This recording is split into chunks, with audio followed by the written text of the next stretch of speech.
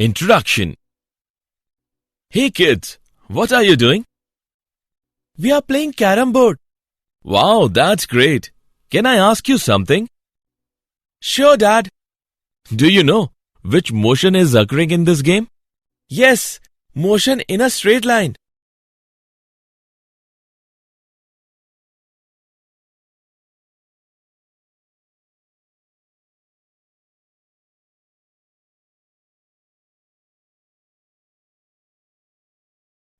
Objectives. At the end of this lesson, you will be able to define scalars and vectors, calculate multiplication of vectors, calculate addition and subtraction of vectors, understand resolution of vectors, define motion in a plane, define motion in a plane with constant acceleration, understand relative velocity, understand projectile motion, understand uniform circular motion.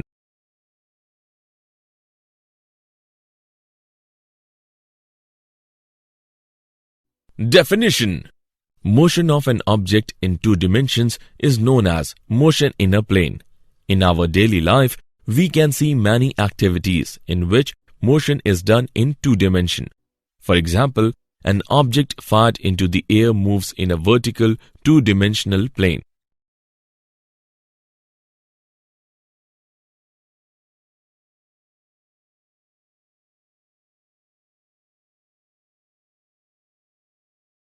Scalars and vectors. In physics, quantities are classified in two categories. They are A. Scalar and B. Vector. Scalar. The quantities which can be specified completely by their magnitude alone. For example, work, energy, power, charge, etc. Vector. The quantities which can be specified completely by their magnitude and direction. For example, displacement, velocity, acceleration, force. The geometric representation of a vector is done by an arrow. Position vector represents the position of a particle with respect to any other point. Displacement vector represents the displacement of the particle between 2 points.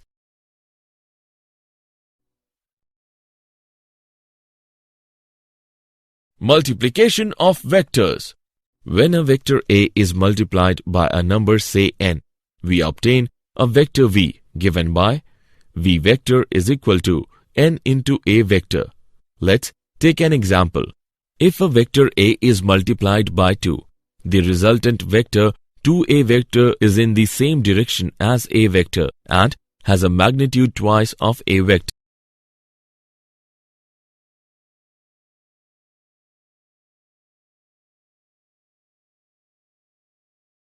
Addition and subtraction of vector. Vector addition is done with the help of three laws. A. Triangle law. The sum of the vector A and vector B is R vector is equal to A vector plus B vector. B. Parallelogram law. If two vectors are represented in magnitude and direction by two adjacent sides of a parallelogram, then their resultant is given by the diagonal passing through the common corner. C. Polygon law. If a number of vectors acting at a point are represented by the sides of a polygon taken in cyclic order, then the closing side of the polygon taken in the opposite order represents their resultant. Subtraction of vectors. The process of subtraction can be seen as addition with negative sign given by. Resolution of vectors. The term resolution means breaking up into component parts. The process of resolution is opposite to vector addition. Now, what are the components? If a vector is resolved into several vectors whose combined effect is the same as that of the given vector, then the resolved vector are called the components of the given vector. Motion in a plane. Let's see motion in two dimensions using vectors, position vector and displacement.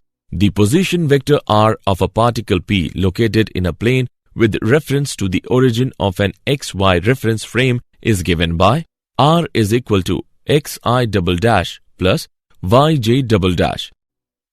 A particle moves along the curve and is at p at time t and p dash at time t dash. Then the displacement is delta r is equal to r dash minus r. By putting values, we get delta r is equal to I double dash delta x plus j double dash delta y. In one dimension, the velocity and the acceleration of an object are always along the same straight line. However, for motion in 2 or 3 dimensions, velocity and acceleration vectors may have any angle between 0 degree and 180 degree between them.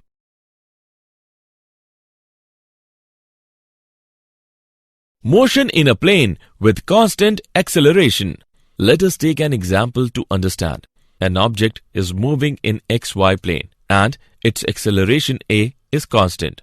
Now, let the velocity of the object be nu naught at time t is equal to 0 and nu at time t.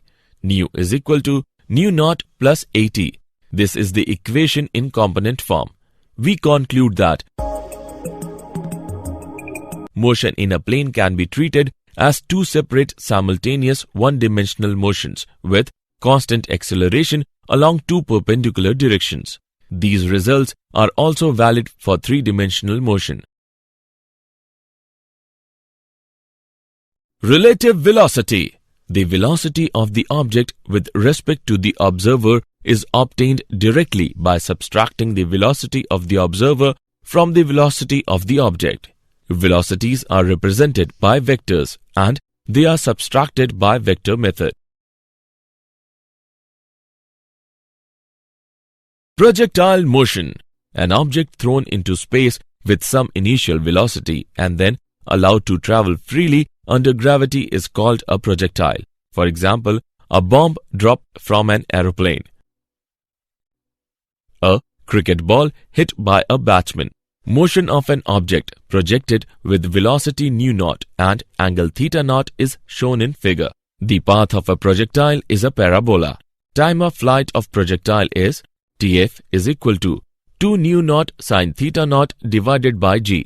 Maximum height of a projectile is Hm is equal to nu naught sin theta naught square divided by 2g. The horizontal distance travelled by a projectile from its initial position to the position where it passes y is equal to 0 during its fall is called the horizontal range. Horizontal range of projectile is given by product of nu naught square and sin 2 theta naught divided by g.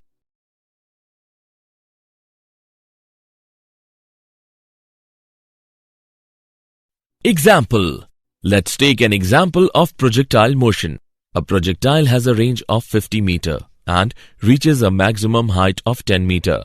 What is the elevation of the projectile? Let's see the solution. We know that horizontal range is equal to product of nu square and sin 2 theta divided by g.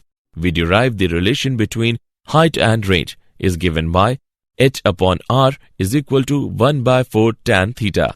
On calculating this equation, we get the value of theta equals to 38.66 degree. Uniform circular motion.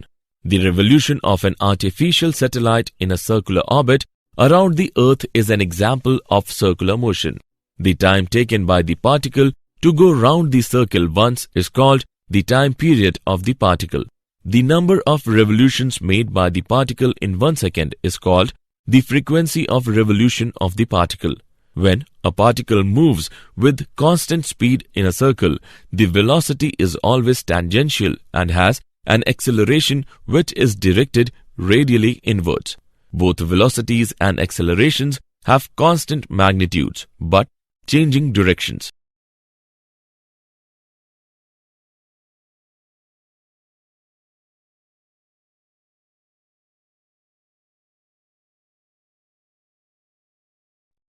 Did you know? The trajectory is a conic section like an ellipse or a parabola.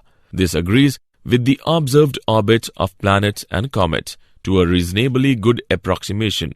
Although, if a comet passes close to the Sun, then it is also influenced by other forces, such as the solar wind and radiation pressure.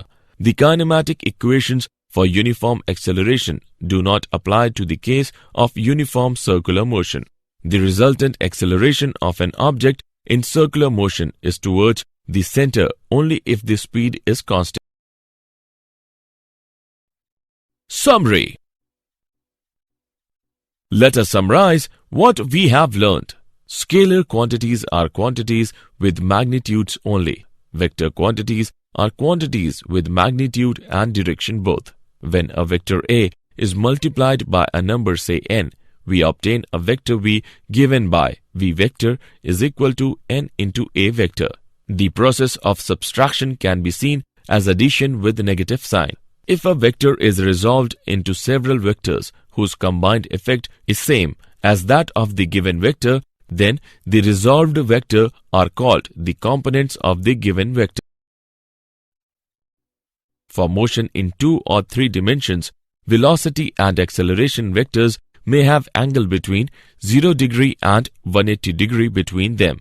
An object thrown into space with some initial velocity and then allowed to travel freely under gravity is called a projectile. When a particle moves with constant speed in a circle, the velocity is always tangential and has an acceleration which is directed radially inwards.